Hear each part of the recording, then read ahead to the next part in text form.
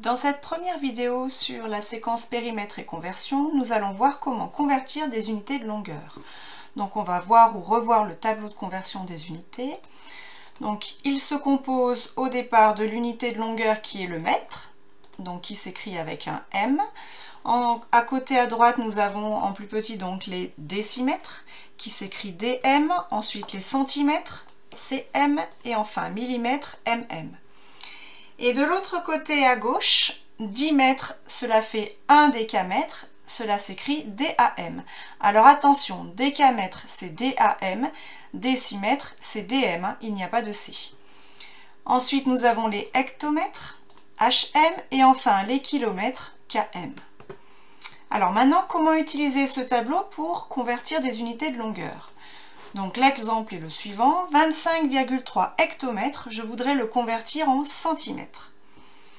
Donc la méthode va toujours être la même. Il va d'abord falloir repérer le chiffre des unités. Donc ici, dans 25,3 hectomètres, le chiffre des unités, c'est le 5. Donc le 5, je vais le mettre dans la case correspondante, c'est-à-dire dans les hectomètres.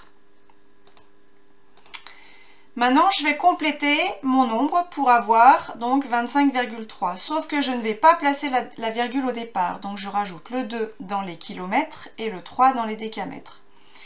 Il me faut donc convertir 25,3 hectomètres en centimètres. Donc pour cela, il va falloir que j'aille jusqu'à la case des centimètres de mon tableau. Et je vais utiliser pour cela des zéros. Donc je rajoute un 0 dans la case des mètres, un 0 dans la case des décimètres et enfin un 0 dans la case des centimètres. Je n'ai pas besoin de placer de virgule dans la case des centimètres puisqu'il n'y a rien après. Donc du coup, 25,3 hectomètres est égal à 253 000 centimètres. Allez, deuxième exemple, la méthode reste toujours la même. Donc je repère le chiffre des unités. Ici c'est encore le 5, donc 23 645 décimètres. Le chiffre des unités, le 5, je le place dans les décimètres. Et ensuite, je complète mon tableau avec les nombres qui restent, donc à savoir le 4, le 6, le 3 et le 2 dans les kilomètres.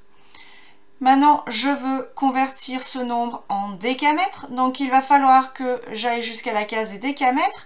J'y suis déjà avec le 6, il suffit donc que je place la virgule dans la case des décamètres.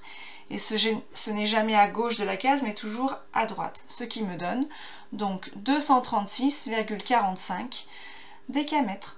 Voilà, c'est terminé pour cette première vidéo.